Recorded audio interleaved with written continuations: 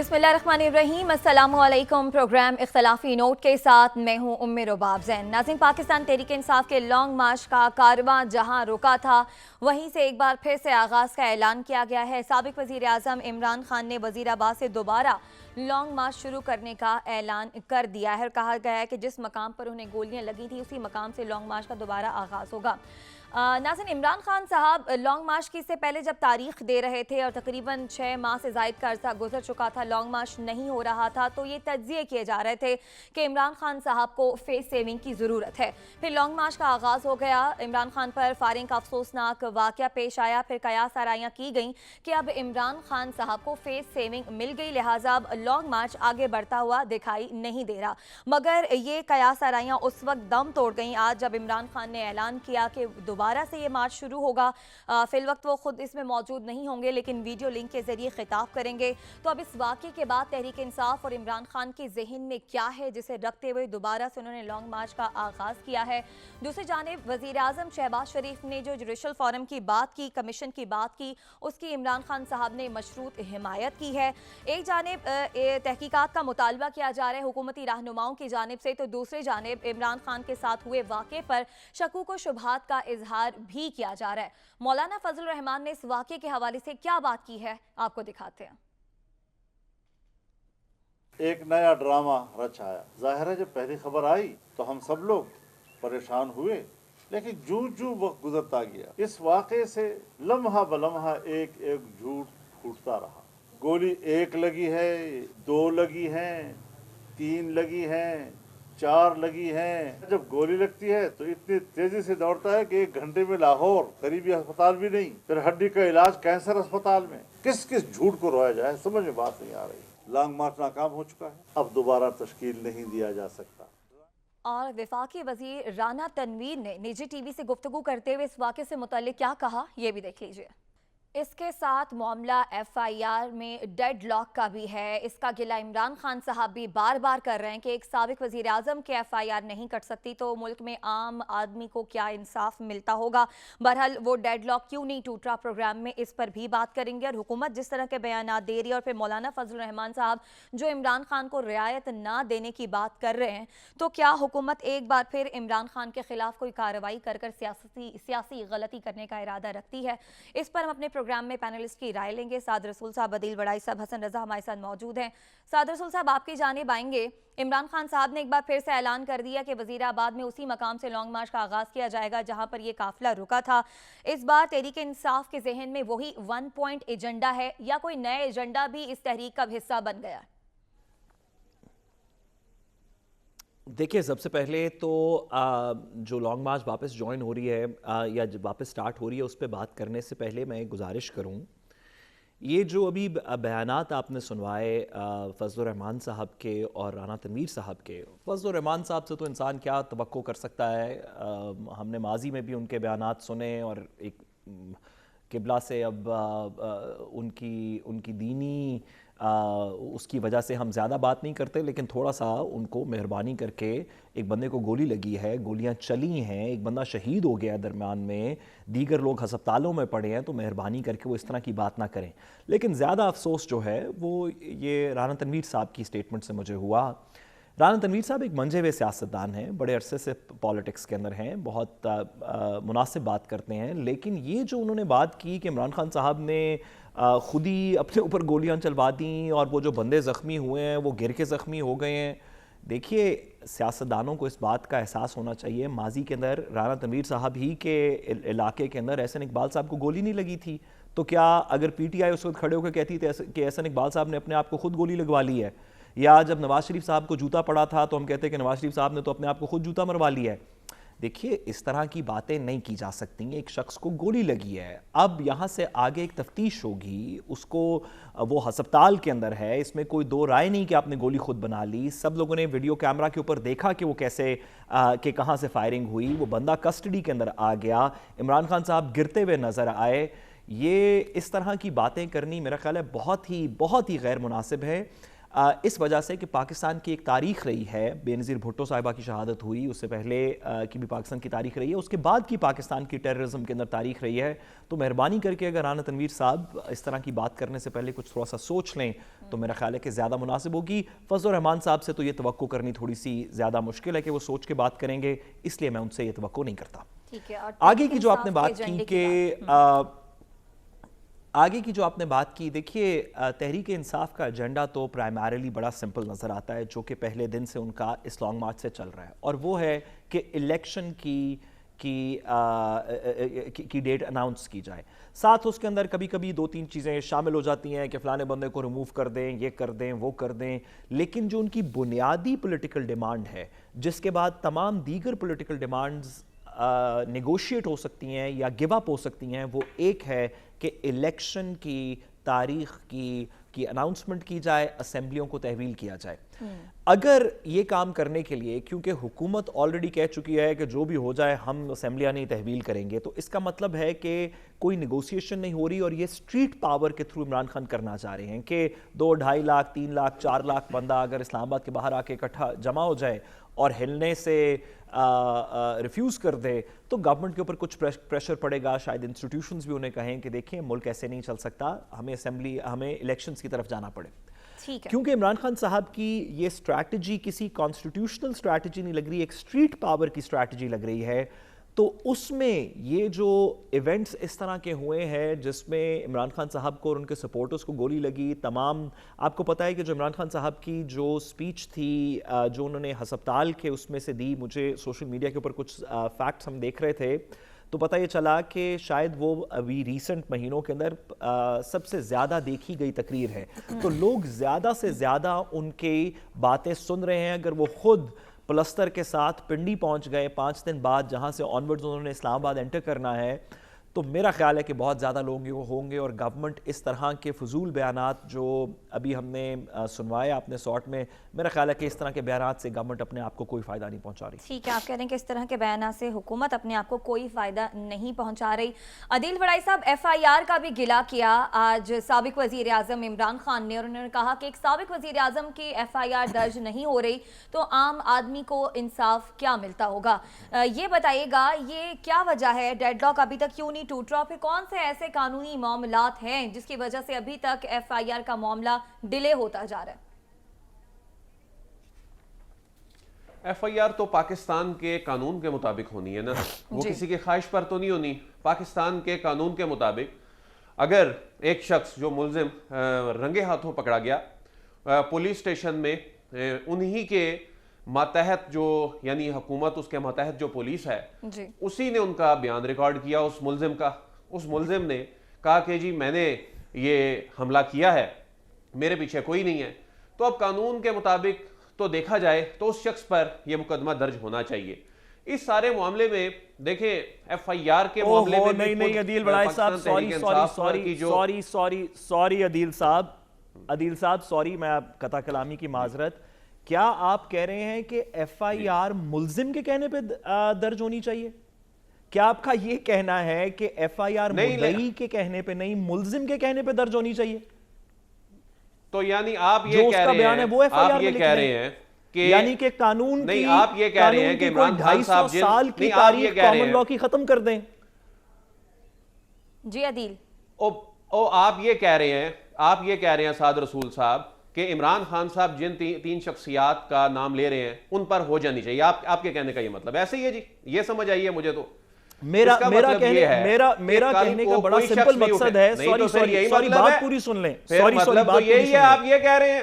میرا کہنے کا آپ کو یہ کہہ رہے ہیں کہ سعد رسول صاحب آپ کا کہنے کا مطلب یہ ہے، آپ کے کہنے کا سعد رسول صاحب مطلب یہ ہے کہ کل کو کوئی شخص بھی بولے کہ جی میں نے آرمی چیف پر FIR درج کرانی ہے، میں نے DGI پر جو ہے FIR درج کروانی ہے، میں نے DGC پر FIR درج کروانی ہے، اور جو شخص جو ہے اس کو رنگے ہاتھوں پکڑا گیا ہو اور آپ کہہ رہے ہو نہیں جی نہیں ہم اس کو نہیں مانتے، ہم نے ان پہ کرانی ہے. یہ تو دباؤ ڈالنے کا معاملہ ہے. ویسے آپ یعنی یہ کہہ رہے ہیں سعد رسول صاحب، آپ تو قانون کی کتابیں آپ نے پڑھ رکھی ہیں سعد جی رسول جی صاحب، قانون کو اس میں کلیریفائی سعد رسول قانون کو صاحب، اس میں کلیریفائی آپ کر تو- لیتے ہیں. میں اگر آپ یہ سن کہہ رہے لیں ہیں، گے، یعنی آپ اگر یہ آپ کہہ سن رہے لیں گے ہیں، تو میں آپ کے قانون کو کہنے کا کلیریفائی کر مطلب دوں سعد گا. رسول صاحب یہ ہے، نہیں آپ کے کہنے کا مطلب سعد رسول صاحب یہ ہے کہ اگر آپ سن لیں گے نا پر ایف آئی آر درج عدیل ہونی صاحب، چاہیے. اگر آپ عدیل سن لیں بڑائی گے، صاحب آپ کا ایسے ہی جواب ہے. آ گیا. اگر آپ- جی سعد رسول صاحب، عدیل اگر آپ بڑائی صاحب سن آپ لیں کہہ گے رہے ہیں نا، کہ آپ اور کن آپ- بنیادوں پر پھر یہ ایف آئی آر درج کرانا چاہتے ہیں، کیونکہ دوسرا- وہ تو اگر قانون آپ کے سن تقاضوں لیں کے گے تو آپ کو مطابق پتا ہو. چل جائے گا میں کیا کہہ رہا ہوں. ٹھیک ہے عدیل، سعد رسول اگر آپ صاحب کو سن سن لیں لیتے گے ہیں، پھر تو آپ آپ کی کو پتا جانب چل دوبارہ جائے آ گا میں جاتے کیا ہیں. کہہ رہا ہوں. جی سعد رسول صاحب. جی آپ عدیل صاحب نے جو جی، بار سعد بار یہ رسول کہنے کی فرمائیں. کوشش کی کہ میں کہہ رہا ہوں کہ کسی فوجی افسر کے اوپر ایف آئی آر کاٹ دیں، یہ بات نہیں ہے. قانون بڑا سمپل ہے عدیل صاحب کہ میں قانون کی درستگی پھر کر رہا کس ہوں. پر ہونی اگر چاہیے؟ مجھے آپ اس وقت ایک گولی بڑے لگ جائے، ماہر میں قانون کہوں- دان ہیں سعد رسول صاحب، سنیں تو آپ صحیح. بڑے ماہر قانون دان ہیں، اوہو، ہمیشہ آپ سن تو دلیل سے لیں. بات کرتے ہیں اور میں بڑا قائل ہو جاتا ہوں جب صاحب، آپ دلیل دیتے ہیں. عدیل آپ مجھے صاحب، صرف یہ اگر بتا آپ دیں سن لیں گے اس نا- سارے سینیریو میں ایک عدیل بڑائی اتنے صاحب، بڑے اگر لیڈر سن پر لیں گے- سعد رسول صاحب عدیل مجھے صرف بڑائی اتنا صاحب، بتا دیں، عدیل بڑائی سعد صاحب، رسول صاحب مجھے صاحب کی صرف بات اتنا سن بتا لیتے ہیں. دیں عدیل بڑائی صاحب کہ اگر سعد سن رسول لیں صاحب گے- کی بات لیڈر مکمل پر ہونے دیجیے، اتنے پھر آپ کی بڑے جانب لیڈر آتے ہیں. پر جب ایف آئی آر عدیل بڑائی صاحب، سعد رسول کی بات مکمل ہونے دیجیے، پھر آپ کی جانب آتے ہیں. جی سعد رسول صاحب اپنی بات مکمل کیجیے، مجھے سعد ابھی رسول حسن رضا صاحب پر نے بھی سعد جانا. رسول صاحب نے میری بات مکمل عدیل سعد صاحب، رسول میں صاحب آپ نے کے میری جذبات بات کا- میں آپ کو پورا مکمل موقع کی نا. دیتی ہوں بات کرنے تو کا. پھر اب سعد رسول صاحب اگر کوئی پوائنٹ اٹھا رہے ہیں تو پھر میری عرض سن لینا ایک دفعہ. جی، جی، جی، میں یہ آپ کہہ کو- رہا ہوں ہم گزشتہ 2 روز سے اس پہ بات آپ یہ کر رہے پہلے ہیں. بتا دیجئے، ہم پھر میں بتا گزشتہ دوں. 2 روز سے اس پہ بات کر رہے ہیں. جی. گزشتہ 2 روز سے اس پہ بات کر رہے ہیں. دیکھیں یہ کیا بنایا ہوا ہے معاملہ، ایف آئی آر درج نہیں ہو رہی. او بھائی ایف آئی آر درج نہیں ہو رہی تو سعد رسول صاحب آپ تو اتنے دلیل سے بات کرتے ہیں، اتنے بڑے قانونی ماہر ہیں، ماشاءاللہ قابل آدمی ہیں، تو بتا دینا کس پر ہونی ہے. تو میں بھی ہم یہاں سے اس فورم سے اس پلیٹ فارم سے ہم کہتے ہیں جی اس پر ہونی چاہیے. آپ کہہ رہے ہیں کہ آپ کہہ رہے ہیں اس پر بھی نہیں ہونی چاہیے، آپ پھر کس پہ ہونی چاہیے؟ اگر بات سن لیں گے نا عدیل ٹھیک ہے صاحب، جی سعد رسول صاحب، آپ اپنی اگر بات بات مکمل سن لیں کیجیے. گے نا تو جی جی جی جی دیکھیے ہمارے ملک میں نا تھوڑا سا ایشو یہ ہے، اور میں عدیل صاحب کی بڑی رسپیکٹ کرتا ہوں کہ ہمارے ملک میں نا ایک رانا ثناء اللہ صاحب علی بھی وکالت ہے نا، کہ جس کے اندر آپ اگلے کی بات نہ سنیں، آپ کوشش کریں کہ بس بولتے رہیں اور اگلا جو ہے وہ کیونکہ اس کا پاس وقت ختم ہو جائے گا بولنے کا تو آپ کی بات پریویل کر جائے گی. قانون میں ایسے نہیں ہوتا. پھر کیسے تو آپ ہوتا ہے؟ نے عدیل تو بڑائی اپنی بات صاحب نے یہ مکمل کر لی فرمایا، تھی اور نا یہ بھائی جان. اور بات اگر میں پوری کر سکوں عدیل جی صاحب، جی اپنی بات مکمل اگر مجھے کیجیے. اس وقت ایک گولی لگ جائے، اگر مجھے اس وقت ایک گولی لگ جائے، قانون یہ کہتا ہے ہم کل بھی پرسوں بھی اس بارے میں بات کر چکے ہیں کہ پی ٹی آئی کو عمران خان صاحب کو کسی فوجی افسر کو نامنیٹ نہیں کرنا چاہیے، کیونکہ یہ ہماری پولیٹیکل ریاستی مشینری کے خلاف ہے. لیکن قانون واضح کر لینا مشکل ہے. نامنیشن حاضر سروس افسران کی نہیں ہونی چاہیے. ہم اس پہ کل بھی بات کر چکے ہیں، میں اس پہ پرسوں بھی بات کر چکا ہوں، لکھ کے آرٹیکل بھی لکھ چکا ہوں. لیکن قانون کو سمجھنا ضروری ہے. اگر میں کہوں کہ مجھے ابھی گولی لگی ہے اور جو بائیڈن نے مجھے گولی ماری ہے، تو پولیس کے اوپر سیکشن 154 میں لازم ہے کہ وہ میری ایف آئی آر ایسے ہی تحریر کرے کہ سعد رسول صاحب کا کہنا یہ ہے کہ اس کو جو بائیڈن نے گولی ماری، اور تفتیش میں لکھے کہ جو بائیڈن تو واشنگٹن میں تھا، اس نے گولی نہیں ماری. ٹھیک ہے. اسی طرح قانون یہ کہتا ہے کہ ملزم کے کہنے پہ ایف آئی آر نہیں کٹے گی. ملزم نہیں بتا سکتا کہ ہاں میں نے گولی ماری، تو پولیس کا اچھا ٹھیک ہے ملزم کا بیان ایف آئی آر میں لکھ سکتے ہیں. یہ قانون میں نہیں ہو سکتا. ایف آئی آر کاٹی جائے گی مدعی کے کہنے پہ. جو لوگ نہیں شامل وہ انویسٹیگیشن میں بری کیے جائیں گے. جو عدیل صاحب قانون بتا رہے ہیں یہ تو دنیا کی کسی جگہ پہ قانون نہیں ہے کہ وہاں پہ بم بلاسٹ ہو، میں کہوں کہ میں نے کیا ہے تو کیا بم بلاسٹ کی ایف آئی آر میرے کہنے پہ کاٹ دی جائے گی؟ ملزم کے کہنے پہ کاٹ دی جائے گی؟ بھئی تفتیش کے تھرو چیزوں کو نکالتے ہیں، ایف آئی آر میں نہیں نکالتے. جواب دے دیجئے، پھر مجھے حسن رضا کے پاس بھی جانا ہے. آپ بات اپنی مکمل کر لیں عدیل. یہ ہمارے جو ملک میں نا یہ بہت سے جو ہماری پارٹی قیادت جو ہوتی ہے، ہماری مختلف جماعتیں جو ہوتی ہیں، ان کو اسی طرح ہی خراب کیا جاتا ہے. وہ کس طرح خراب کیا جاتا ہے؟ وہ فلاں کو بھی ایڈ کر دیں. سعد رسول صاحب سے بہتر یہ کوئی نہیں جانتا ہوگا کہ کوئی کیس خراب کرنا ہے نا تو اس میں پھر اپنی من مرضی کے لوگ ڈلواتے جائیں. آگے جا کے عدالتوں سے جا کے وہ کیس اٹھ جاتے ہیں اور پھر بعد میں لوگ کہتے ہیں جی عدالتوں سے انصاف نہیں ملتا، اور خود یہ کیس کو ابتدائی لیول سے خراب کیا جاتا ہے. اب سن لینا میری عرض سن لینا. ایسے نہیں ہوتا نا سعد رسول صاحب، آپ کو بھی پتا ہے کہ کس طرح کیس خراب کیے جاتے ہیں، اور اسی طرح اس کیس کو کیسے خراب کیا گیا. اچھا میں تو یہ سمجھ رہا تھا کہ آج شاید آپ اس بات پہ سوال اٹھائیں گے کہ میڈیکو لیگل رپورٹ جو ہے ابھی تک سامنے کیوں نہیں آئی. میں تو سمجھ رہا تھا کہ آپ ابھی اس بات پہ سوال اٹھائیں گے کہ جناح ہاسپٹل کے جو ڈاکٹرز ہیں ان کو کیوں نہیں سیمپل لینے دیا گیا. میں تو یہ سمجھ رہا تھا کہ آپ یہ قانونی سوال اٹھائیں گے کہ جس طرح سے یہ جو سٹیٹمنٹس جو ہیں وہ بدلی گئی ہیں، کیوں اس کیس کو خراب کیا جا رہا ہے؟ عمران خان صاحب جیسے بڑے لیڈر پر، عمران خان صاحب جیسے بڑے لیڈر پر ہمیں بریک پہ بھی جانا ہے، مجھے حسن رضا کے پاس بھی جانا ہے، آپ دونوں کی بات ہو گئی۔ بڑے عدیل آپ کی نہیں، میں اس میں ایک بات کرنا چاہتا ہوں، میں ایک بات کو کنکلوڈ کرنا چاہتا ہوں، میری بات سن لیں جی، نہیں میری بات سن لیں، میں اسی کو کنٹینیو کرنا چاہتا ہوں۔ میں یہ کہہ رہا ہوں کہ عمران خان صاحب جیسے بڑے لیڈر پر ایک اٹیک ہوا ہے، اس کیس کو خراب کیوں کیا جا رہا ہے؟ وہ لوگ سامنے آنے چاہیے۔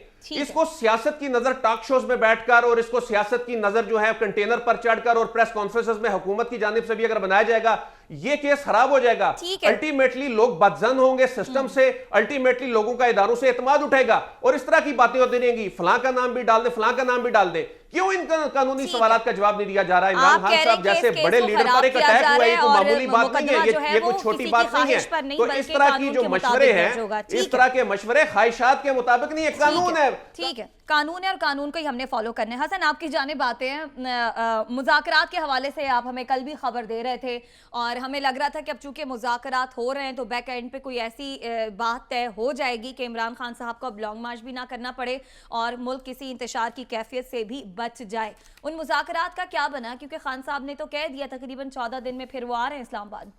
دیکھیں، اس پر بھی میں بات کرتا ہوں۔ پہلے جو سعد رسول صاحب اور عدیل ورائش صاحب بات کر رہے تھے، مجھے تو ایسا لگ رہا ہے کہ اقتدار کے کھلاڑی بہت غصے میں ہیں اور وہ آرام کے موڈ میں لگ نہیں رہے۔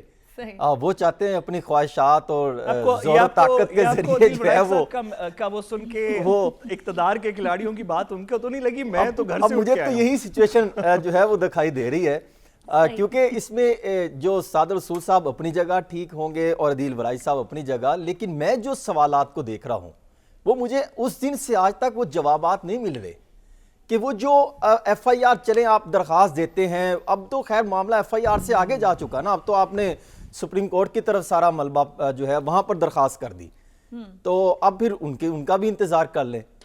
اور ایف آئی آر کی بات کرتے ہیں، آپ عدالت چلے جائیں، وہاں سے بھی جو ہے ایف آئی آر کا کوئی نہ کوئی فیصلہ تو آ سکتا ہے، عدالت کیوں نہیں جاتے؟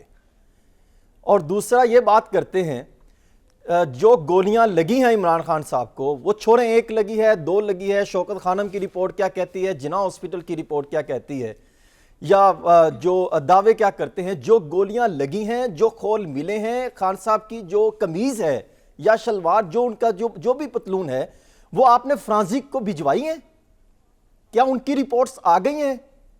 کیا آپ نے میڈیکل لیگل سرٹیفکیٹ کہاں سے بنوایا؟ کہاں پہ جا کے آپ اس کو جو ہے عدالت میں کون سی صورت میں پیش کریں گے؟ کیا کنٹینر کے آگے جو 100 گز کا فاصلہ تھا وہ کیوں نہیں رکھا گیا؟ اس کی تحقیقات ہو گئی؟ کس ادارے سے آپ نے، کس یونٹ سے، کون سی ٹیم سے تحقیقات کروائیں؟ یہ کوئی 40-45 کے قریب سوالات ہیں، ان کے جوابات تو کوئی دینے کو تیار نہیں ہے۔ اب ایف آئی آر کی طرف جا رہے ہیں کہ فلاں کا نام بھی ڈال دیں، فلاں کا نام بھی ڈال دیں، شکوں کی بنیاد پر تو جس کا مرضی نام ڈال سکتے ہیں، لیکن جب تک حقائق نہ ہوں تو کس کا نام کس طرح جو ہے وہ دیکھیں۔ عمران خان صاحب نے آج پریس کانفرنس میں کچھ شواہد جو ہے وہ کہا کہ میرے پاس کچھ شواہد ہیں، میں بڑا جو ہے وہ پریشان ہوا کہ آج یہ کیا چیز لے کے آنے لگے اور بڑا اٹریکٹ ہو گیا، لیکن وہ شواہد تو وہی تھے جو جب سے مئی سے ہم دیکھ رہے ہیں، اپریل سے وہ شواہد لانے تھے، وہ آج تک نہیں سامنے آ سکے۔ دوسرا جو آپ مذاکرات کی بات کر رہی ہیں، آج میٹنگ میں یہ بات ہوئی ہے، میں آپ کا ایک جملہ سنتی ہوں، میٹنگ میں آج یہ بات ہوئی ہے کہ مذاکرات کا دروازہ کھلا رکھنا چاہیے، لیکن کچھ ایسے سینئر قیادت ہے تحریک انصاف کے اندر جو نہیں چاہتے کہ مذاکرات ہوں، وہ چاہتے ہیں کہ معاملہ جو ہے آگے، آپ دیکھیں صدر مملکت کل مل کے گئے ہیں اور انہوں نے جو آفر کی معاملہ ٹھنڈا کیا، لیکن دوسری طرف آنے کے بعد پھر وہ یہ چاہتے ہیں پانی پت کا میدان کھل جائے۔ کون لوگ ہیں وہ؟ قریبی ٹھیک ہے نا، انہی کے قریبی ہیں۔ آپ دیکھ لیں کہ جب خان صاحب کو کنٹینر سے لے کے گئے تھے، اس وقت کون سے لوگ تھے جنہوں نے اشتعال جو ہے دلانے کی بات چیت کی تھی؟ دیکھیں میں یہ بات کرتا ہوں، آپ تحریک کو نہ بھولائیں، اقتدار کی جنگ ہے نا۔ آپ پانی پت کو یاد کریں، 1526، 56، 1761، 3 جنگیں تھی نا، ان سے ہم نے کیا جو نتائج ملے؟ آپ پڑھ لیں، تاریخ سب کے سامنے ہے، تاریخ کیا بتاتی ہے اقتدار کی جنگوں میں کیا کیا ہوتا رہا، کتنا بڑا نقصان ہوا۔ لیکن وہی مجھے تو لگتا ہے کہ پانی پت کا میدان سج گیا اور طبلِ جنگ جو ہے وہ بجنے کے قریب ہے، جس طرح کی پریس کانفرنس آ رہی ہے، تو مجھے تو وہی سچویشن لگتی دکھائی دے رہی ہے۔ لیکن اس میں نقصان کس کا ہوگا؟ ریاست کا ہوگا. آپ دیکھیں 3 دن پہلے گورنر ہاؤس کی دروازے کو آپ نے آگ لگائی, اس کا مطلب آپ نے ریاست کو انتشار کی آگ کو ریاست کی طرف دھکیل دیا. اس موقع پر بھی اگر آپ جو ہے صلح صفائی یا افہام و تفہیم اور مل جل کر نہیں بیٹھیں گے, آپ چاہیں گے ہم نے دھاوا ہی بولنا ہے, ہم نے ریاست کے خلاف ہی جانا ہے, ہم نے اداروں کے خلاف ہی جانا ہے, ان کو میخلا بانا چاہیے جن کی طرف عوام جو ہے وہ دیکھ رہی ہے کہ آ کے صلح صفائی کروائیں, اس کے بغیر یہ معاملہ حل نہیں ہو پا. ٹھیک ہے حسن, آپ کا پوائنٹ آ گیا. صادر رسول صاحب آپ کا ایک جملہ, پھر ہم بریک پر جا رہے ہیں. جی, میرا کہنے, دیکھیں ہم 2-3 باتوں کو کنفیوز کر رہے ہیں. ایک اس میں سیاسی بات ہے, ریاست کے لوگوں کے خلاف اس طرح کی ایف آئی آریں نہیں کٹنی چاہیے, آپ کو ریاست کے عہدیداران کو اس طرح کی باتیں نہیں کرنی چاہیے.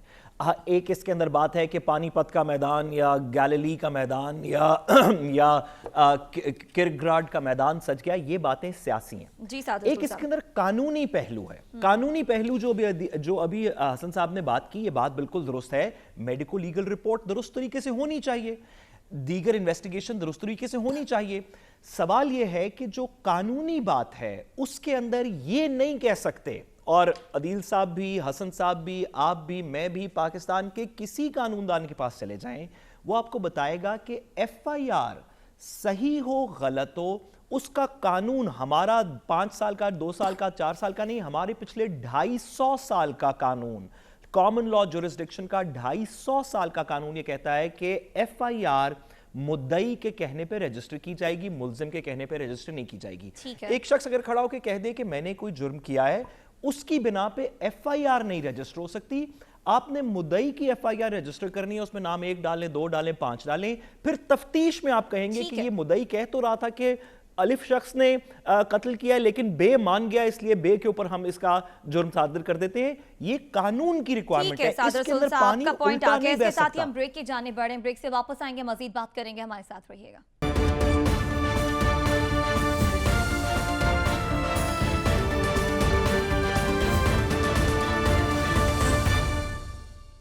ویلکم بیک ناظرین. پنجاب میں سیاسی بحران کا اثر انتظامی معاملات پر پڑ رہا ہے, جس سے دکھائی دے رہا ہے کہ بیوروکریسی کام سے کچھ کترا رہی ہے.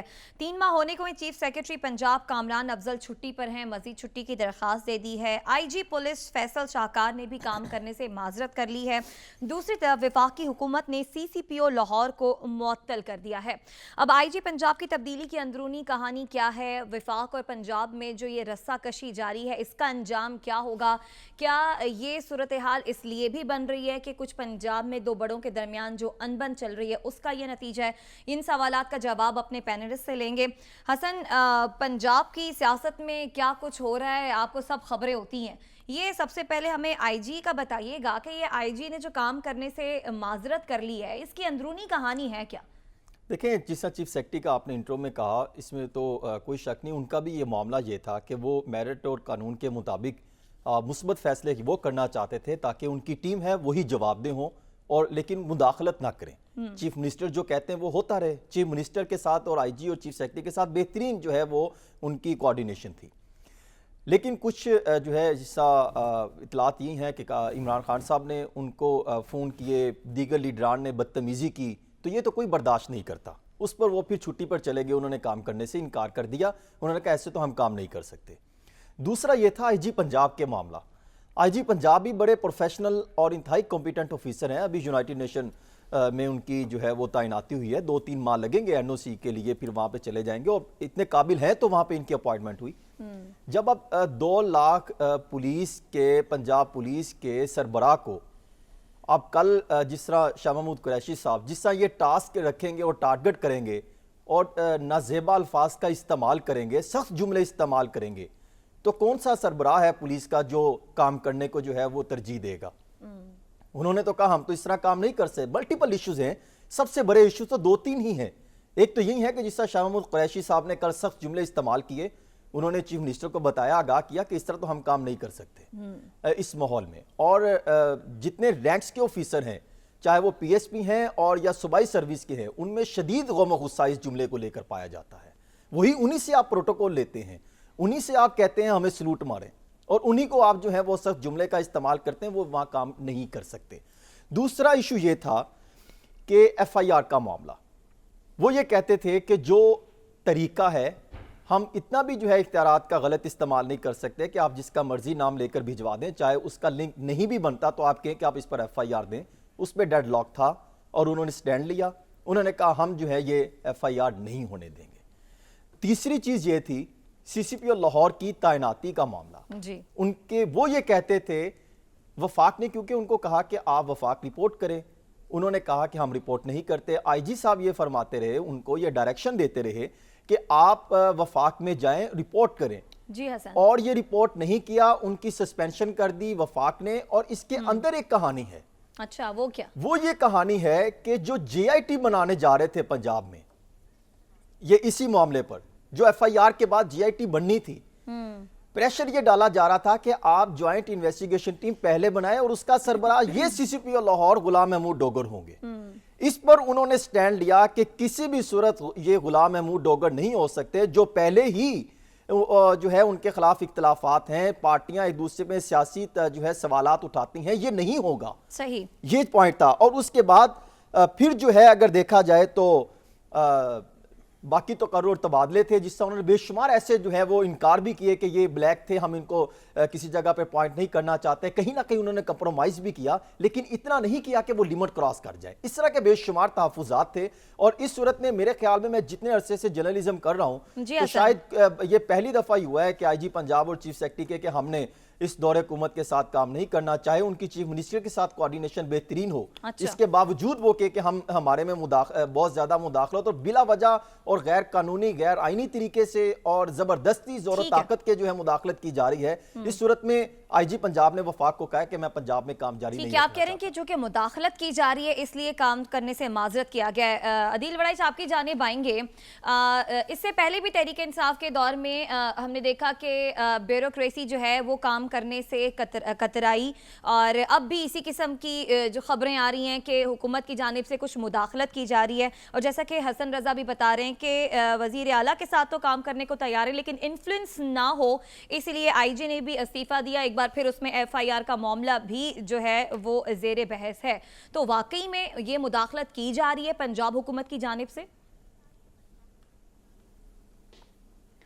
دیکھیں یہ جو سکیم ہے نا, یہ جو صوبائی سطح پر یہ جو ہر دوسرے مہینے یہ معاملہ سننے کو ملتا ہے, یہ ہماری آئینی سکیم سے مطابقت ہی نہیں رکھتی, یہ کمپیٹیبل ہی نہیں ہے. یہ تو انگریز دور کا نظام چلا آ رہا ہے جس میں تمام صوبوں کو کنٹرول کیا جانا ہوتا تھا, اور اب بھی اسی طرح سے چیزیں چل رہی ہیں, اس میں ریفارمز نہیں ہو سکیں. اب دیکھیں عمران خان صاحب نے بہت سی ریفارمز کرنے کی کوشش کی اپنے دور حکومت میں, وہ کر نہیں سکے. وہ کر کیوں نہیں سکے تھے اس وقت بھی؟ وہ خود بھی پنجاب کو ایوان وزیر اعظم سے چلا رہے ہوتے تھے. ایک بیوروکریٹ جو تھا وہ تمام جو صوبے کی بیوروکریسی ہے اس کو لگوا رہا تھا, اس کو ہٹوا رہا تھا, ان کو ڈائریکشن دے رہا تھا. اچھا اب بھی ایسے ہو رہا ہے. اب جو ہے وہ وفاقی حکومت جو ہے اس کا جو افسر کا کیریئر ہے وہ وفاقی حکومت نے لے کے چلنا ہے, لیکن صوبائی حکومت اس کو اپنے سیاسی مقاصد کے لیے استعمال کرتی ہے, چاہے یہ ہو یا چاہے کوئی اور ہو. وفاقی حکومت بھی یہی کرتی ہے. انہوں نے افسروں کو اپنے سیاسی مقاصد کے لیے, سیاسی فائدوں کے لیے استعمال کرنا شروع کیا ہوا ہے, بلکہ کرتے آ رہے ہیں. اسی وجہ سے تو عام عوام کے حق میں کوئی چیز نہیں ہوتی, کوئی ریلیف نہیں ملتا. اب مسئلہ یہ ہے کہ جو افسر وہاں پر کام کر رہا ہے وہ افسر کیا کرے؟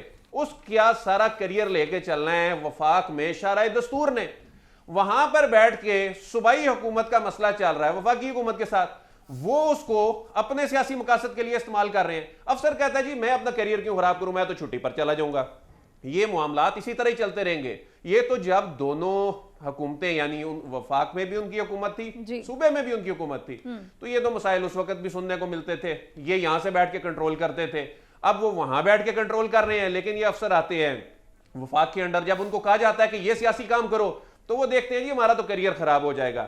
تو اب دیکھیں کہ پوسٹ جو ہے وہ صوبائی ہے, افسر جو ہے وہ وفاقی حکومت کے انڈر آتا ہے. تو یہ اسکیم جو ہے اس کو درست کرنے کی ضرورت ہے, نہیں تو یہ معاملات ہر حکومت میں ہوتے رہیں گے. عدیل وڑائی صاحب, یہ جو کاف لیگ اور تحریک انصاف کے درمیان, آپ نے پروگرام میں ہمیں پرسوں بھی بتایا تھا کہ پرویز الہی اور عمران خان کے درمیان جو کچھ ناراضگی چل رہی ہے, کچھ اختلافات ہیں ایف آئی آر کو لے کر, یہ اختلافات بھی وجہ ہیں یہ جو پنجاب میں ہمیں صورتحال دکھائی دے رہی ہے اس کی؟ جی بالکل یہ اختلافات وجہ ہیں, بالکل ایسے ہی ہے. جب آپ ایک افسر کو کہیں گے کہ اس طرح سے چلنا ہے، اس افسر سے تو پوچھ گچھ ہونی ہے نا. وہ ایک کوئی غیر قانونی کام اگر کرتا ہے، چلے ہم اس بحث میں نہیں جاتے کہ وہ قانونی ہے یا غیر قانونی، ہم اس بحث میں نہیں جاتے، لیکن اس کے خدشات تو اپنی جگہ موجود ہیں نا. تو وہ کہتا ہے جی میں نے کام نہیں کرنا. پھر آپ چیف منسٹر کو کہتے ہیں، چیف منسٹر کس طرح ایک ڈائریکشن دے سکتا ہے کہ ایسے کام کی کہ کل کو اس پر حرف آئے گا. تو یہ اختلافات تو شروع ہو چکے ہیں. یہ اختلافات ایک دن ہونے ہی تھے، ویسے آپ کہہ رہے ہیں کہ یہ اختلافات اب شروع ہو چکے ہیں. اور اس میں ٹھیک ہے دل آپ کا پوائنٹ آ گیا. سعد رسول صاحب، یہ اختلافات وفاق اور پنجاب میں یہ رسہ کشی، یہ صورتحال کتنا نقصان پہنچا رہی ہے؟ کیونکہ اس کی وجہ سے پنجاب میں انتظامی معاملات رک کر رہ گئے. دیکھیے بہت زیادہ نقصان پہنچا رہی ہے. جو بات ابھی عدیل کر رہے تھے اور اس سے پہلے حسن بھی کر رہے تھے، یہ اسی طرح ہے کہ ایفیکٹولی اس میں 2 یا 3 فیکٹرز ہیں جو سٹرکچرل ہمارے بنیادی مسئلے ہیں. اس میں سے ایک جس کی طرف عدیل صاحب نے بھی ابھی اشارہ کیا کہ یہ ایک کلونیل سسٹم ہے جس کو ہم نے انہیریٹ کیا ہے. اس کلونیل سسٹم کو ہم نے 18ویں ترمیم میں مزید تقویت دی، جس کے بعد وفاق کی پاور صوبے کے اندر کام کرنے کی کیا ہے اور صوبے کی پاور ویزاوی وفاق لا انفورسمنٹ کی، پولیس کی، بیوروکریسی کی کیا پاورز ہیں، اس کے اندر مسئلہ ہے. کیونکہ آئی جی پنجاب کی پوسٹنگ جو ہے وہ وفاق کی مرضی سے ہوتی ہے، لیکن جب وہ پوسٹ ہو جاتے ہیں تو وہ چیف منسٹر کے تابع کام کرتے ہیں. لیکن اگر انہیں پوسٹ آؤٹ کروانا ہو تو واپس وفاق کے پاس اسٹیبلشمنٹ ڈویژن جانا پڑتا ہے. تو یہ مسائل ہمارے اسٹرکچرل مسائل ہیں. جو دوسری بات اس کے اندر ضروری ہے وہ یہ ہے کہ ہم نے، اور یہ بات آپ کو یاد ہوگا احد چیمہ جو کہ آج کل پرائم منسٹر صاحب کے ایڈوائزر لگے ہوئے ہیں، جب ان کا اریسٹ ہوا تھا پنجاب میں تو پنجاب کی بیوروکریسی نے سیاسی ایفیکٹولی لائنز پہ، کہنا نہیں چاہیے لیکن سیاسی لائنز پہ اپنے کچھ بیوروکریٹس جو کہ نون لیگ کے ساتھ اس وقت کہا جاتا تھا کہ وہ ٹیگڈ ہیں، اور بعد میں احد چیمہ صاحب کو جب ایڈوائزر بنا دیا تو وہ بات، اور فواد حسن فواد کو بھی بنا دیا تو وہ بات واضح ہو گئی کہ واقعی سیاسی طور پہ ٹیگڈ تھے. جب ان کو حراست میں لیا گیا یا ان کے خلاف نیب کے کیسز چلے تو بیوروکریسی ایک سٹرائک پہ چلی گئی. اسی طرح ایلیمنٹس بیوروکریسی کے اندر سندھ میں پیپلز پارٹی کے، کے پی کے اندر پی ٹی آئی کے، پنجاب کے اندر پاکستان مسلم لیگ نون کے، یہ ایلیمنٹس سمپیتھیٹک ایگزسٹ کرتے ہیں. جب تک ہماری بیوروکریسی کا، سول ایڈمنسٹریشن کا پراپر ریفارم نہیں ہوگا، یہ آئی جی کی تعیناتی سے، سی سی پی او کی تعیناتی سے، ایک مداخلت سے، دوسری مداخلت سے، تیسری مداخلت سے یہ بات ختم نہیں ہوگی. ہمارے سیاستدانوں کی عادت ہے کہ ایس ایچ او کو فون کر کے کہیں کہ ایف آئی آر کاٹے یا نہ کاٹے، بندہ چھوڑ دے نہ چھوڑ دے، فلانے کو اندر کر دے، فلانے کو باہر کر دے. ٹھیک ہے، آپ کہہ رہے ہیں کہ جب تک پراپر ریفارمز نہیں ہوں گے یہ معاملہ حل نہیں ہوگا. حسن، ہمیں بریک پر جانا ہے، بریک سے واپس آتے مزید بات کرتے ہیں، ہمارے ساتھ رہیے گا.